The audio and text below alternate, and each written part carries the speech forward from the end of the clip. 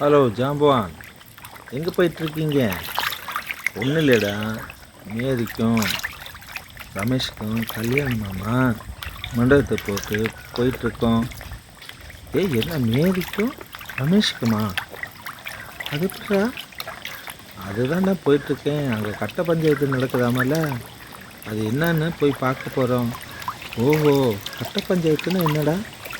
கட்ட பஞ்சாயத்துனா அவங்க என்ன சொல்கிறாங்களோ அந்த தீர்மானத்தின்படி நடக்கிறது தான் கட்ட பஞ்சாயத்து. அப்போ போலீஸ் ஸ்டேஷன், கோர்ட்டு அதெல்லாம் அதுக்கப்புறம் தான்டா, அதெல்லாம் கண்டுக்க மாட்டாங்க. ஓஹோ, அப்படி வேறு இருக்கா? அப்போ நானும் வந்து பார்க்கணும் மேடம், என்ன தான் நடக்குது அங்கே. ஹலோ, இதுதான் கட்ட பஞ்சாயத்தா? அப்போ என்ன சொல்லிட்டு இருக்காங்க? அந்த ஊர் மிரஸ்தார் சொல்கிறாரு, நாங்கள் என்ன சொல்கிறோமோ அதைத்தான் கேட்கணும் அப்படின்னு சொல்கிறாரு. அப்படியா? அப்படி நல்ல காரியமெல்லாம் நிறைய செய்வாங்களா? ஆமாடா, நிறைய நல்ல காரியம் செய்வாங்க, கெட்ட காரியம் நடக்கும். என்னடா அப்படி சொல்கிற? பாரு, அந்த பையனை பிள்ளையும் கொண்டு போய் எங்கே நிறுத்தியிருக்காங்க பாரு. என்னாச்சு? அவன் கல்யாண பொண்ணு ஹிந்துவாமா கிறிஸ்டினாமா அப்படின்ட்டு ஒரு பிரச்சனையை உண்டாக்கியிருக்காங்க. ஓஹோ, அப்படியா? அதுக்கு என்னடா, கடவுள் வந்து ஹிந்துவோ முஸ்லீம் கிறிஸ்துவன்னு படைக்கலையே. கடவுள் படைச்ச போது எல்லாத்தையும் ஒன்றாத்தானே படைச்சாரு. மதமும் இல்லை, ஜாதியும் இல்லை, எதுவும் இல்லையே. யாராக உண்டாக்குனாங்க? இதெல்லாம் முன்னோர்கள் வாழ்ந்த காலத்தில் அவங்கவுங்க தன்னுடைய பலத்தையும் பலவீனத்தையும் கண்டறியாதபடி செஞ்சு வச்ச ஒரு நிகழ்வு தாண்டா இந்த நிகழ்வு. ஓஹோ, அப்படியா? இதுக்கு பேர் என்னமோ சொல்லுவாங்களே, இதாண்டா அடிமைத்தனம்னு சொல்கிறது. ஆதி காலத்தில் அடிமைகளை விற்கிறதும் வாங்கிறதுமா இருக்கும் இல்லையா? அதே மாதிரி தான் இது. ஓ, இதுக்கு பேர் தான் அடிமைத்தனமா? அப்போ இயேசு வந்து தன்னை அடிமைத்தனத்திலிருந்து மீட்க, பாவத்திலிருந்து மீட்க வந்தாருன்னு சொல்லி சொல்கிறாங்களா? ஆமாண்டா சொல்கிறாங்க, இல்லை நான் சொல்ல. ஆனால் இதை யார் இப்போ கேட்குறா? ஆமாம், இப்படியெல்லாம் நடக்குதே. நம்ம அந்த வாழ்ந்து முடிஞ்சதுக்கப்புறம் கடவுள் தானே போவோம்.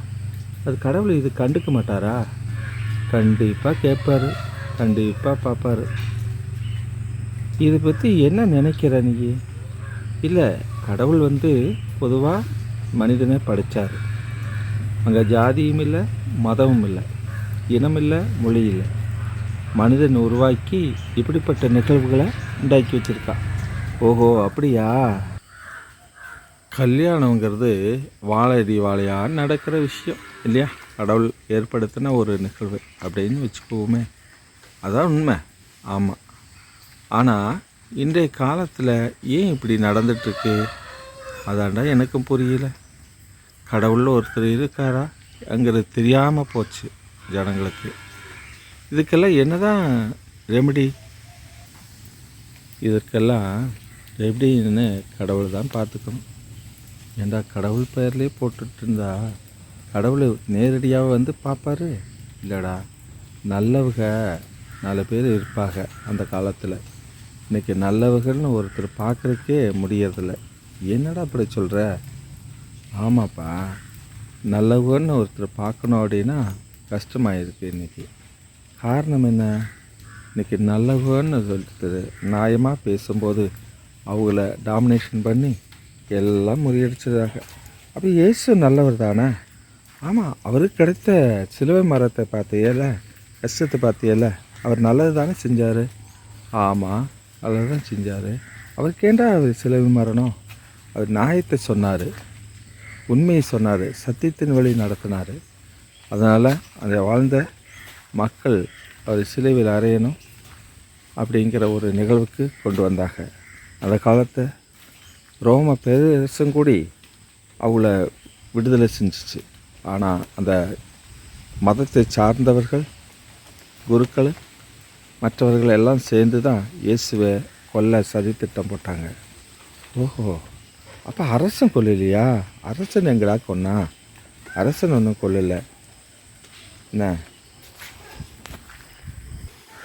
இதுக்கு என்னதான் வழி? கடவுள் தான் நல்ல மனிதர்களையும் நல்ல ஆலோசகரையும் கொடுக்கணும். ஓஹோ, அப்படியா? இப்போ நல்லவர் பார்க்கறதே கஷ்டம் அப்படிங்கிற. ஆமாடா, இன்றைக்கி நல்லது செய்ய போனேன்னா உனக்கு பொல்லாப்பு தான் வரும். அப்படின்னா நல்லதே செய்ய முடியாதுங்கிறியா? செய்யலாண்டா, இருக்கும் வரை. அந்த கடவுள் சொல்லியிருக்காருல, நன்மை செய்ய தெரிந்திருந்தும் செய்யாவிடில் பாவம்னு. ஆனால் இன்றைக்கி யார் செய்கிறதுக்கு முன் வர்றா? ரொம்ப கஷ்டந்தான். ஏன்னா முன் வர்றவங்களையும் மற்றவங்க தடுத்து போடுறாங்க. அப்படின்னா என்ன தான் பண்ணுறது? சாக வர இப்படித்தான் இருக்கணும். இறந்தது பிறகு என்ன தான் நடக்கும்?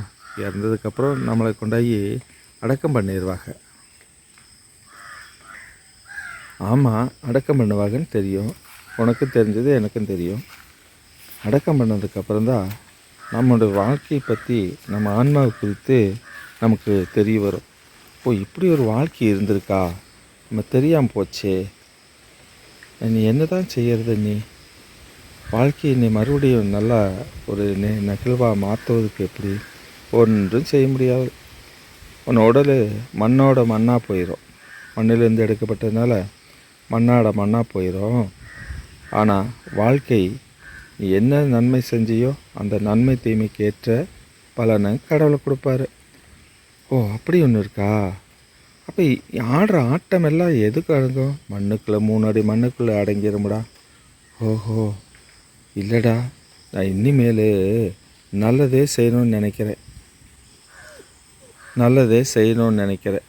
அதனால் இன்னி ஒரு வாழ்க்கையாவது நன்மையாக நடக்கட்டும். ஆமாடா, இது 4 பேர்த்துக்கு சொல்லி கடவுள் முன்மாதிரியாக இருந்தது போல், இயேசு கிறிஸ்து முன்மாதிரியாக இருந்தது போல் நாமளும் முன்மாதிரியாக இருப்போம். இந்த 3 அடி மண்ணுக்குள்ளே புதையுண்டு போவதற்கு முன்பாக அநேகருக்கு நன்மை செய்வோம். கடவுள் கட்டளையே அதாவாய் இருக்கிறது.